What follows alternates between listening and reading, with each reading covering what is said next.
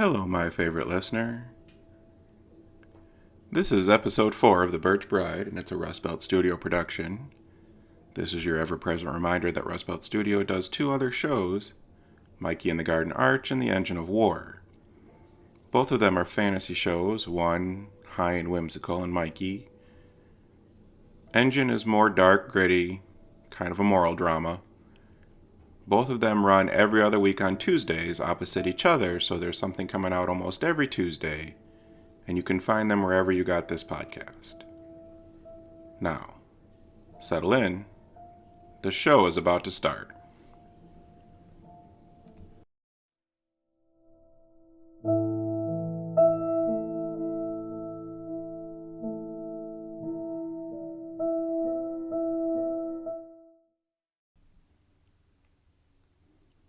The winter came without asking. Not all at once, not with the clean announcement of a first snowfall or a frozen lake, but with small, persistent changes that refused to reverse. The morning sharpened, the light came in lower, the air held a thinness that made the cabin feel larger than it was, as if warmth could not quite fill it the way it had in summer. Augustine woke one morning and sat upright with the decision already made in her face. I should go. Marcel did not argue. He brought her clothes to the bed and helped her into them the way he would have helped a child, careful, unhurried, treating the act as something normal. Augustine smiled once at his seriousness and told him he looked like a man tying down a roof before a storm. I'm fine. I'm just a little slow. She stood long enough for him to button her coat. Her hands drifted automatically to the collar as if to straighten it, and for a moment she looked like herself. Teacher, wife, woman with purpose. Then she sat back down on the edge of the bed as if the floor had risen to meet her, not a collapse, just a quiet concession her body made without consulting her pride. I'll wait a moment. Marcel nodded and he waited with her. He stood close enough to catch her if she tipped, but she did not.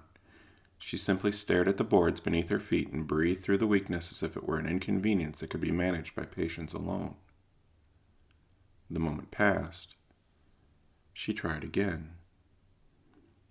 2 steps. Then a third.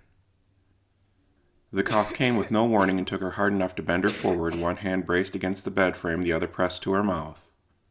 Marcel steadied her, his palm firm between her shoulder blades, and felt the vibration of it travel through her like something trying to shake loose. When it passed, Augustine wiped her mouth quickly and looked up at him with practiced composure.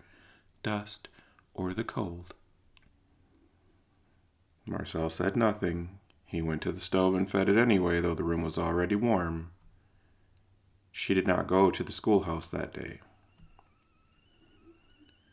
Augustine sat at the table with her book open and the papers spread as if the work could be done by arrangement alone. The kettle boiled too long before either of them noticed, and Marcel poured the water and set the cup in front of her. Augustine thanked him and did not drink. In the afternoon, she stood and crossed the room slowly and began to sort her lessons into stacks. Marcel watched her hands move, methodically, determined, and felt something in him ease. She was still here. She was still herself. The body might be stubborn, but the mind still held, and that night she slept early. The cough woke her twice. The second time she apologized while still half asleep, as if the sound had inconvenienced him rather than harmed her. Marcel rubbed her back until the fit passed, then lay awake listening to the spaces between breaths, the way he listened for weather. In the morning, Augustine tried again. Just a few hours. The older ones can do their sums without me watching every stroke.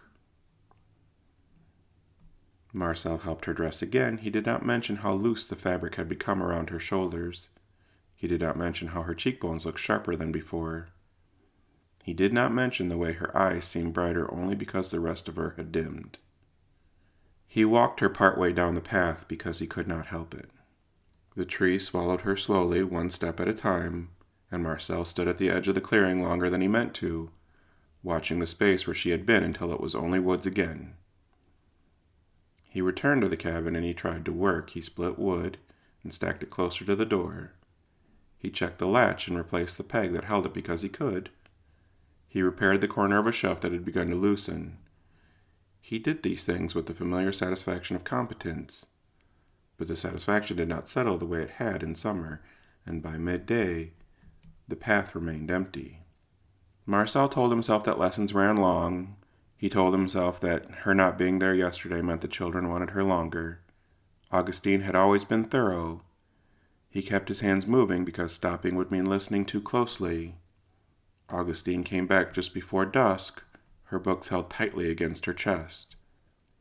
"I finished the day, but I sent them home early." Her voice sounded thinner. She stepped into the cabin and leaned briefly against the doorframe as if to anchor herself, and Marcel pretended not to see it and took her books from her. At supper, she ate just a few bites and then set her spoon down. I'm just tired." Marcel nodded. He began to list winter preparations aloud: wood, repair, the line check before first freeze, because planning was something he could do, and Augustine was a woman who liked problems that could be solved. She listened, her head resting lightly against his shoulder, and murmured agreement at the right moments.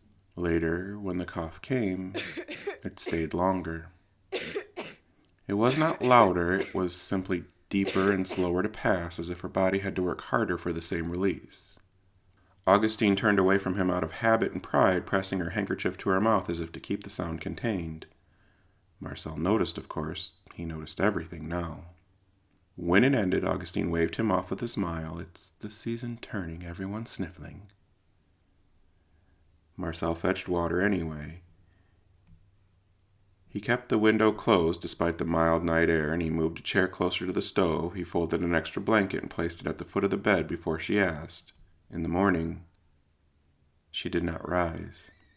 The kettle boiled too long again. Augustine sat in bed, the extra blanket pulled up to her chin, her book open but untouched, and when Marcel looked at her, she already had the words prepared. "I'll go tomorrow." Marcel nodded. He brought her tea. He adjusted. A knock came at the door a few hours later. One of the children stood at the edge of the porch, slate tucked under her arm, cheeks red from the cold. "Miss Emery forgot this." Augustine smiled, touched by the small responsibility, and thanked her. She asked about the others, whether they had practiced their letters, whether the older ones were helping the younger. The girl answered dutifully, then hesitated. "Will you be back soon?" Augustine paused for half a breath. "Yes. Soon." After the child left, Augustine held the slate for a long time before setting it carefully on the table, as if placing it there might keep the promise intact. "They need me." "I know." Marcel did not say what else he knew. That wanting to return did not always mean that you could. By evening, Jacques came through the clearing with a bundle under his arm, a neighbor's visit disguised as something practical. He stopped at the door and looked past Marcel into the cabin, his expression shifting when he saw Augustine sitting too still. "You are looking a little worn." "Then I'm blending into the landscape." Jacques nodded and smiled, but his eyes lingered on her face a beat too long. He set the bundle down, dried herbs, a jar of honey, small offerings of usefulness. And he spoke carefully, as if the right words could keep a thing from becoming real. "Lake air can get deep. Sometimes it takes a long time to leave." Augustine's smile softened. "Then it will have to learn to share," she said again, stubborn even in humor. Jacques laughed because she invited him to, and because laughter was still possible here. After he left, Marcel stood for a long time in the doorway looking out at the birches. Their leaves had thinned in earnest now. Browns and yellows were all that remained. Most were on the ground. Nothing had broken yet, but the days were beginning to misbehave. And Marcel, who had always been able to adjust for everything he found, weather, carving, or what have you, found himself adjusting now for something that did not care whether he knew how. For a few days, Augustine seemed to improve. Not dramatically, not enough that anyone would remark on it from a distance, but she slept through the night without coughing, and in the morning she asked for real food. She ate slow, deliberately, as if proving something to herself as much as to Marcel. "I think I turned a corner." Marcel did not answer right away. He watched her carefully, the way one watched a line after it went slack, hopeful, but unwilling to trust too quickly. She stood without wobbling that afternoon, and she walked the length of the cabin and back, and she laughed once when Marcel hovered too closely behind her, teasing him for treating her like a bad floorboard. "I'm not made of glass." "No, you are sturdier than most." She slept again that night, deep and unbroken, her breathing steady against his chest, and Marcel allowed himself to rest with her, his body finally conceding to exhaustion. When he woke before dawn, it was to find her awake, watching the pale light creep through the window. "I think I could go back tomorrow, maybe just half a day." Marcel nodded. He did not argue.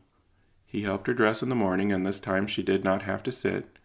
The coat hung more easily on the shoulders than it had the day before, and the color in her face was faint but present.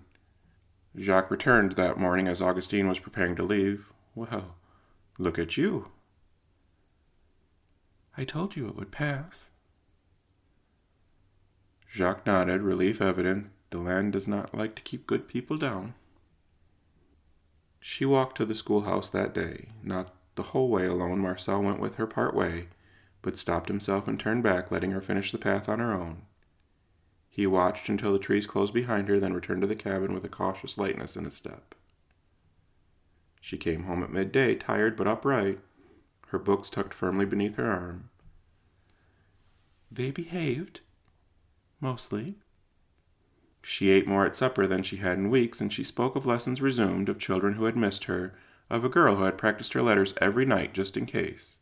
Marcel listened and felt something loosen in his chest that he had not known and was clenched. But that night, the cough returned. Not immediately, not violently. It came later, deep and sudden, pulling her from sleep with a force that left her gasping when it passed. Marcel sat her upright and held her through it, his hand steady on her back, waiting for the rhythm to return, and when it did, Augustine leaned against him, trembling. "I'm sorry. I thought..." "It's all right," Marcel said, because there was nothing else to say. In the morning, she did not rise. She woke briefly, disoriented, her skin warm beneath Marcel's hand, and when he asked if she was in pain, she shook her head faintly. "Just tired. Let me rest a little longer." Marcel fed the stove. He brought water. He adjusted the blankets. He sat beside her and waited. By afternoon, her breathing had changed. Not faster, slower, shallower. Each breath seemed to require deliberation, as if her body were choosing carefully which ones were worth the effort. Marcel counted without meaning to, his attention narrowing to the space between inhales. When the cough came this time, it brought blood with it, enough that there was no pretending.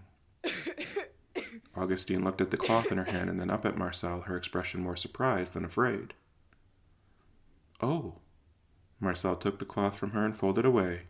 "You're all right." He said this, though his voice did not quite obey him. "No, I don't think I am."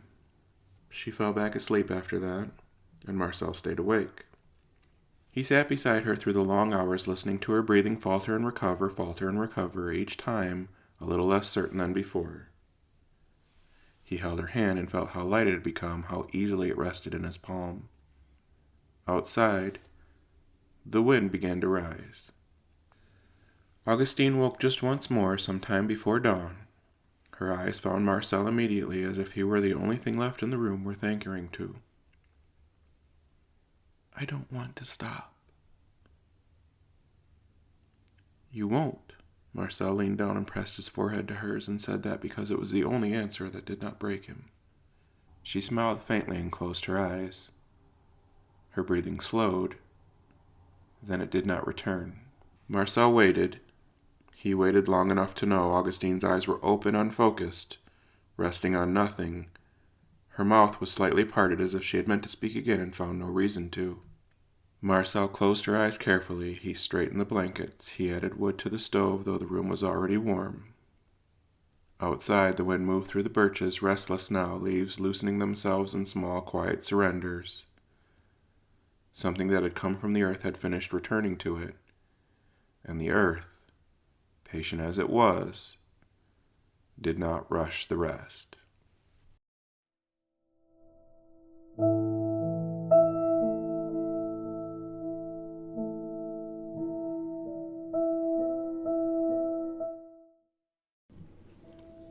Hello again. That concludes episode 4 of The Birch Bride. It was a Rust Belt Studio production, and it was written and performed by Bryan Foster. You can find this and all of our Rust Belt Studio productions wherever you get your favorite podcasts. Listen, support the show a lot, and we appreciate it every time. You can also support the show by sharing it with someone who you think might enjoy it. For $2, you will get early and ad-free access to every show that we do, this one including Mikey and the Garden Arch and the Engine of War. You can upgrade to $5 or $9 and get even more benefits, and that's all spelled out in the link below. This was a heavy show. I don't know if I should put a trigger warning on it or not. I almost feel like I probably should. It was tough to record. I'm glad that you're here for it. We've got one more to go.